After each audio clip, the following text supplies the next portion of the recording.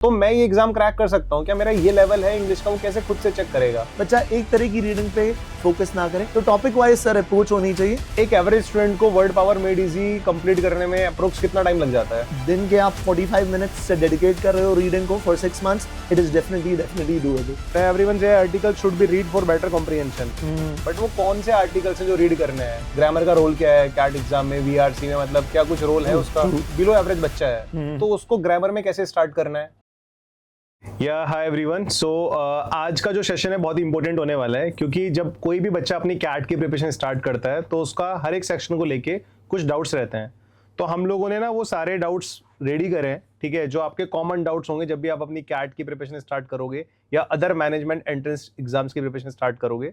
तो मेरे पास हर एक सेक्शन के एक्सपर्ट्स हैं जिनसे मैं वो डाउट्स डिस्कस करने वाला हूँ। तो पहला जो मेरे साथ हैं आज हैं Abhishek sir, our VRC expert, ठीक है। And sir first of all welcome to this session. Thank you so much sir. And अपने इस सेशन में मैं आपसे कुछ डाउट्स पूछूंगा जो बच्चों के वीआरसी के पूछते रहते हैं बच्चे, आपसे भी क्लास में पूछेंगे, तो इट्स बेटर हम लोग उनको एक बार एड्रेस हो जाएंगे वो सारे डाउट्स। बिल्कुल। सो सर मेरा फर्स्ट क्वेश्चन जो है बच्चों का वो वोकैबुलरी के लिए है।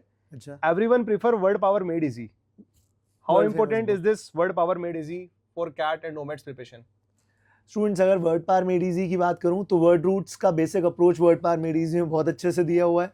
तो आपको बेसिकली वो वर्ड रूट्स लर्न करने हैं, तो वर्ड रूट्स लर्न करने के लिए काफ़ी बढ़िया बुक है, तो इसमें तो कोई डाउट ही नहीं है। तो अगर आपको ये बुक की कुछ चैप्टर्स जो हैं वो इंपॉर्टेंट चैप्टर्स आप उन पर ज़रूर फोकस कीजिए, अदरवाइज पूरी बुक डिटेल में करना वो थोड़ा सा ज़्यादा टाइम टेकिंग हो जाएगा। But yes, word roots as a theme, as a process बढ़िया है, उसमें तो सर कोई डाउट नहीं है। सर एक एवरेज स्टूडेंट को word Power Made easy complete करने में अप्रोक्स कितना टाइम लग जाता है?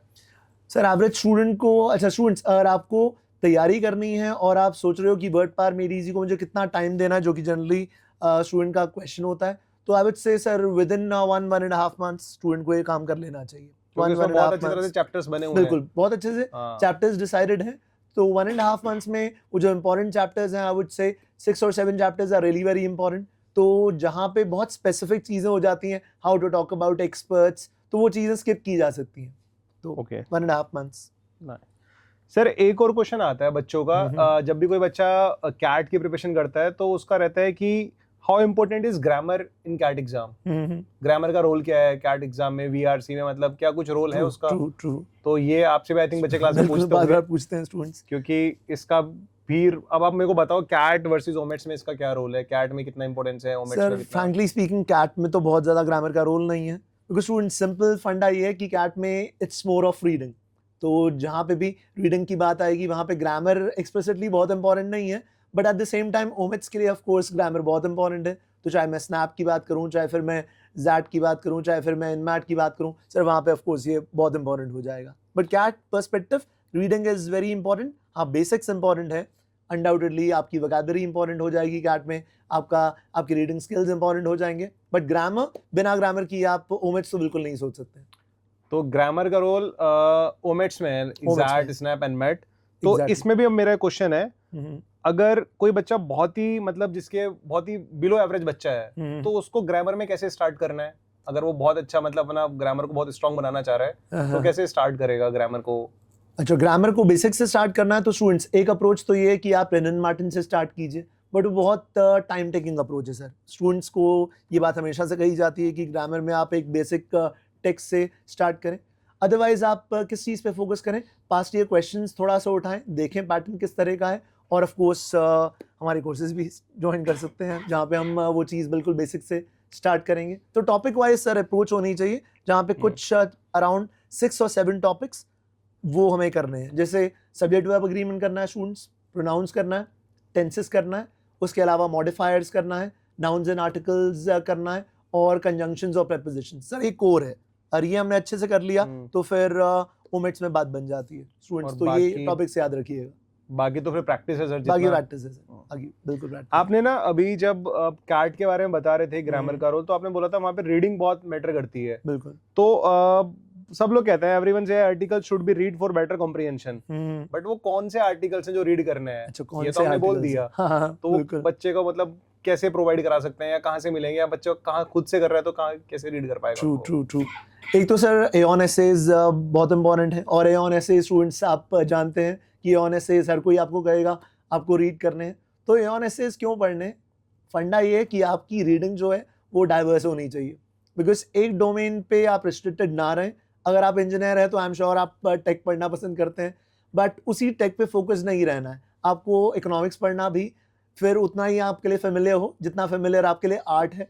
और सर यही यहाँ पे इम्पॉर्टेंट बन जाता है कि एऑन के साथ साथ बच्चा एक तरह की रीडिंग पे फोकस ना करें। आप गार्डियन पढ़ें, गार्डियन के अलावा इकोनॉमिस्ट पढ़ें। तो कितनी बार ऐसा होता है गार्डियन या इकोनॉमिस्ट से in the past CAT passages सीधे सीधे आ जाते थे। In fact there was a time जहाँ पे Oxford, I don't know if it is still available in the market, so Oxford का ना शॉर्ट इंट्रोडक्शन सीरीज आता था हर एक टॉपिक पे, and that used to be a very good introduction series. तो अगर आप कभी सीपी में, I don't know, so you can still grab Oxford short introduction series, वो आप ऑर्डर भी कर सकते हैं। I am sure it's still available. Okay sir. अच्छा सर, एक ना बहुत ही कॉमन डाउट आता है, ठीक है, जैसे हम भी कोई कभी बैच लॉन्च करते हैं या बच्चों के बैच लॉन्च करने से पहले जो डाउट्स आते हैं, तो स्पेशली इन वीआरसी उनको समझ में नहीं आता है कि उनका लेवल है कैट एग्जाम क्रैक करने का या ओमेट्स को क्रैक करने का। तो बच्चा कौन सी अपनी चेकलिस्ट बनाए जिसके वजह से वो ये कर ले कि हाँ यार, अगर मेरे पास 6 मंथ का टाइम है, 9 मंथ्स का टाइम है, मेरे पास पूरा 1 साल है, तो मैं ये एग्जाम क्रैक कर सकता हूँ क्या? मेरा ये लेवल है इंग्लिश का, वो कैसे खुद से चेक करेगा?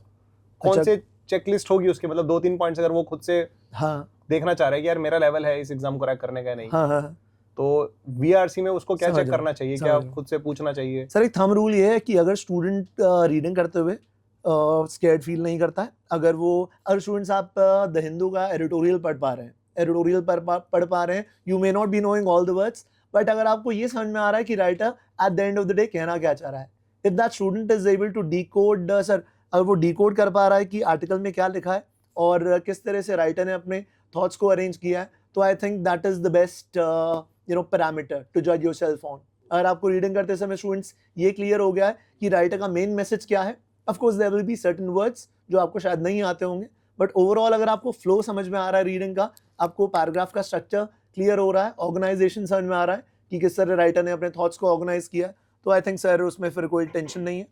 और स्पेसिफिक आपको जानना है कि आप कहाँ पे अभी स्टैंड करते हैं, तो सिंपल सा एक काम कीजिए, आप वो पिछले साल का सेम सेक्शन अटेम्प्ट कीजिए, और वो जो सेक्शनल कट ऑफ है और उसका आप अराउंड 50% भी एट दैट स्टेज रीच कर पा रहे हैं, तो रिमेनिंग 50% तो हम कर ही लेंगे एक साथ। बिल्कुल सही बात है। अच्छा सर, इसमें ना ये भी डाउट आता है बच्चों, जैसे मान लो कोई बच्चा बहुत ही ज्यादा वीक है, ठीक है, अब वो ये देखना चाह रहा है कि यार मेरे को कैट एग्जाम क्रैक करना है, ठीक है, मैं स्पेशली कैट पे फोकस हूँ, ठीक है, तो उसको मिनिमम, अगर वो बहुत मतलब एवरेज स्टूडेंट है या वीक स्टूडेंट है, तो आपके अकॉर्डिंग उसको कितना टाइम लगेगा अगर उसको कैट लेवल आरसी सॉल्व करने हैं, या आप उसको कितने मंथ्स में रेडी कर दोगे कि वो कैट लेवल आरसी सॉल्व करना शुरू कर दे? क्योंकि कैट में 2/3 पेपर तो आरसीज का ही है। बिल्कुल सर। वीआरसी में तो कितना टाइम उसको लगेगा? एक आइडियल टाइम भी तो होगा ना कुछ, कि इतने मंथ में वो बच्चा फुल्ली प्रिपेयर्ड हो सकता है कैट आरसी सॉल्व करने के लिए। सर अगर स्टूडेंट प्रिपेयर करे 6 मंथ्स डेडिकेटेडली, अच्छे से अपने आप को 6 मंथ्स डे रीडिंग के लिए डेली रीडिंग कर रहा है, तो I think this should work. But students ये आपको भी थोड़ा सा देखना होगा कि 6 मंथ्स में आई am sure you can do it. अगर आप रेगुलरली कंसिस्टेंटली दिन के आप 45 मिनट्स से डेडिकेट कर रहे हो रीडिंग को for 6 months, it is definitely doable. But अगर आप और अपने आप को अच्छे से ट्रेन करना चाह रहे हैं तो थोड़ा सा जल्दी स्टार्ट कीजिए, and this is the right time sir. अभी हम जनवरी में बैठे हैं, बिल्कुल of course this is the right time. Students जितना जल्दी स्टार्ट करेंगे परसेंटाइल उतना आपका बेटर होगा। और ऑफ कोर्स 45 मिनट्स की जगह अगर आपको पुश मारना है, so increase that to something like 1 hour और मे बी 1 आवर 15 मिनट्स, उसके बाद तो डेफिनेटली डूएबल, कोई टेंशन वाली बात ही नहीं। बढ़िया है सर। सर एक बहुत लास्ट क्वेश्चन है, ठीक है, उसमें ना हमने पूरे स्टूडेंट्स की कैटेगरी को 3 कैटेगरी में डिवाइड करा है। ट्रू। जो पहली कैटेगरी है, वो बच्चा है जिसका कोई इंग्लिश का बैकग्राउंड नहीं रहा है, फॉर एग्जांपल मैं बोल भी सकता हूँ वो अपने स्टेट बोर्ड से पढ़ा है, ठीक है, वो यूपी बोर्ड से पढ़ा है, उत्तराखंड बोर्ड से पढ़ा है, बिहार बोर्ड से पढ़ा है, वहां पे उसका इंग्लिश का कोई बैकग्राउंड था ही नहीं। समझ गया सर। जैसे मैथ्स में non maths background word use करते हैं, तो ऐसे ही इंग्लिश में उसका कोई बैकग्राउंड नहीं था, उसने आज तक इंग्लिश को इतना कभी नहीं देखा टिल 12th तक। ट्रू। पहली कैटेगरी बच्चे की हो गई। बिल्कुल। दूसरी कैटेगरी एक बच्चा है, उसने इंग्लिश का बैकग्राउंड देखा है बट वो फ्लुएंसी नहीं है उसकी बोलने में, समझ रहा हूँ, कम्युनिकेशन नहीं कर पा रहा है, ठीक है, समझ रहा हूँ। ये दूसरी कैटेगरी है। ठीक है, बैकग्राउंड देखा है बट कम्युनिकेट नहीं कर पा रहा है, फ्लुएंसी नहीं है, ठीक है। ओके, तीसरा बच्चा ये है जो बिल्कुल परफेक्ट, उसको लगता है कि उसको ग्रामर बहुत अच्छी तरह आती है, हाँ हाँ, उसकी थोड़ी बहुत वोकैबुलरी पे कमांड है, ट्रू, वो द हिंदू जब रीड करता है तो थोड़ा कॉम्प्रिहेंड भी कर पाता है। तो इन तीनों कैटेगरीज के बच्चे होते हैं। आई थिंक मुझे लग रहा नहीं लगा कोई चौथी कैटेगरी बनेगी, ठीक है। हाँ, तो इन तीनों कैटेगरीज को अगर आपको डील करना है, ठीक है, हाँ। फॉर एग्जांपल, क्योंकि मान लो आप किसी बैच में पढ़ा रहे हो, अब वो बिल्कुल, तीनों कैटेगरी वहां पर होंगी, ट्रू, ट्रू, तो आप इन कैटेगरीज के बेसिस पे कैसे क्या उनको मतलब टास्क दोगे कि जिससे उनका थोड़ा वीआरसी वाला पोर्शन थोड़ा और मजबूत हो जाए, या हाँ, वो हाँ, और हाँ। एग्जाम को थोड़ा इजीली टारगेट कर सकें। सर देखिए, अगर मैं कहूँ वो जो कैटेगरी 1 है जिसका बिल्कुल Background फंडा नहीं है या जो बैकग्राउंड नहीं है, तो उनको मैं सजेस्ट करूंगा कि वो बिल्कुल बेसिक वोकैबुलरी से स्टार्ट करें। और उनके लिए फिर द हिंदू का एडिटोरियल नहीं सर, उसके लिए may be the times of India का एडिटोरियल, या उसके लिए द हिंदुस्तान टाइम्स का एडिटोरियल। कहने का मतलब ये, so that the student get started, at least reading करने की हैबिट डाल ले स्टूडेंट। और फिर स्टूडेंट्स, अगर आप पूरा एडिटोरियल एक बार में नहीं पढ़ पा रहे हैं, एक बार में प्रोसेस नहीं कर पा रहे हैं, start with something like 2 paragraphs, उतना आप प्रोसेस कर पाएंगे। और धीरे धीरे of course you will be able to read a Hindu editorial one day, और एक बार उस पर आपकी कमांड बन गई, फिर नेक्स्ट स्टेज ये है कि आप एऑन एसेज पढ़ने लगेंगे। और वो जो सेकंड कैटेगरी वाला स्टूडेंट है, बैकग्राउंड है बट बैकग्राउंड फ्लुएंसी नहीं है, है। हाँ, फ्लुएंसी नहीं है, तो स्टूडेंट्स वहाँ पे आई थिंक आपको स्ट्रेट अवे जो है अपने आप को थोड़ा सा चैलेंज करना होगा। क्लासरूम में मैं अगर उन स्टूडेंट्स को कहूँ तो आपको क्या करना है, आपको पास्ट ईयर पैसेजेस उठाने हैं, पास्ट ईयर पैसेजेस उठाने हैं, और ओमेट्स के पैसेजेस उठाएं, बिकॉज जनरली उनका लेवल जो है, थोड़ा easy है। डिफिकल्टी लेवल कंपैरेटिवली कम होता है। तो आप सीधा कैट के पैसेज पर जंप मत कीजिए, आप स्नैप के पैसेज से स्टार्ट कीजिए, आप महाराष्ट्र सीईटी के पैसेज से स्टार्ट कीजिए। तो वही बहुत अच्छा ग्रेडिंग है। आप समझ लीजिए कि पहले आप ओमेट के पैसेजेस अटेम्प्ट कीजिए, हाँ जैट को रहने दीजिए बीच में, वरना बीच में एक शॉक लगेगा, तो वो मत कीजिएगा। बट हाँ, आप snap NMAT past year papers उठाएं, उनके पैसेजेस रीड करें, तो वहां से ना सर एक ओवरऑल मोमेंटम बिल्ड हो जाएगा, कॉन्फिडेंट भी मिलेगा, कॉन्फिडेंस मिलेगा, हाँ। और फिर आप कैट के पैसेजेस पे पहुंच पाओगे। और वो जो थर्ड कैटेगरी है उसको तो सीधा सीधा एडवाइस ये है कि बेटा अगर आप इस कैटेगरी में ऑलरेडी हैं by the grace of God, then you should push yourself further. तो फिर आप क्या करें, फिर आप अपनी रीडिंग स्किल्स को इम्प्रूव करने के लिए टेस्टिंग पे भी जोर लगाएं।